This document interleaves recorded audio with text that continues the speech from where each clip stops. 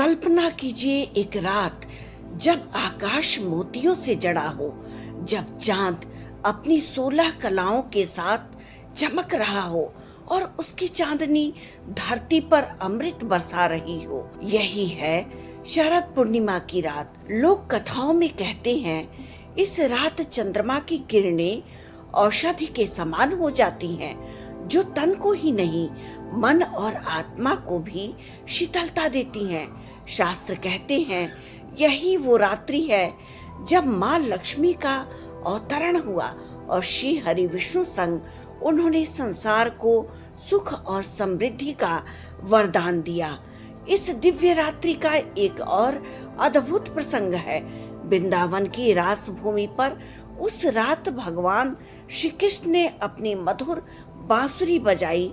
उसकी ध्वनि सुनकर सभी गोपियां खिंची चली आईं। फिर हुआ वो चमत्कार, प्रत्येक गोपी को ऐसा लगा मानो कृष्ण भगवान उसी के साथ नृत्य कर रहे हों। यही था महान रास, जहां आत्मा और परमात्मा का मिलन होता है। ऐसा कहते हैं कि इस रास लीला को देखने स्वयं महादेव शिव भी ब्रज पहुँचे। उनका मन भी कृष्ण के दिव्य नृत्य में सम्मिलित होने के लिए व्याकुल हो उठा। श्री कृष्ण भगवान ने शिव जी को गोपी का रूप प्रदान किया और तभी से भगवान शिव का एक नाम गोपेश्वर महादेव भी पड़ा। शरद पूर्णिमा की रात केवल अमृत बरसाने वाली नहीं, यह वो रात है जिसमें भक्ति, प्रेम और दिव्यता एकाकार हो जाता है। अब बात करते हैं पूजा के विधि की। तो इस रात की पूजा संध्या के समय घर को स्वच्छ गंगा जल से शुद्ध करके करना शुरू करना चाहिए। पूजा स्थान पर माँ लक्ष्मी, भगवान विष्णु और गणेश जी की प्रतिमा या चित्र को स्थापित करना चाहिए।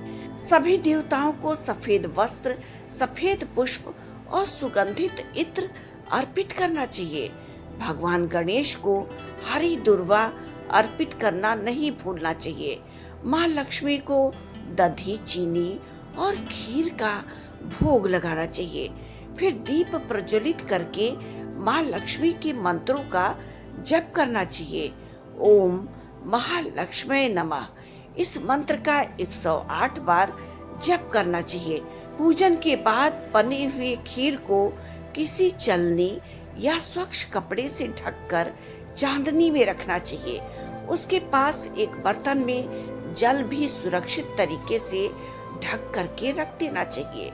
अगर संभव हो तो जल को चांदी के बर्तन में रखना उत्तम माना गया है और दूसरे दिन सुबह उस जल को और खीर को पूरे परिवार में प्रसाद के रूप में बांट देना चाहिए और स्वयं भी ग्रहण करना चाहिए।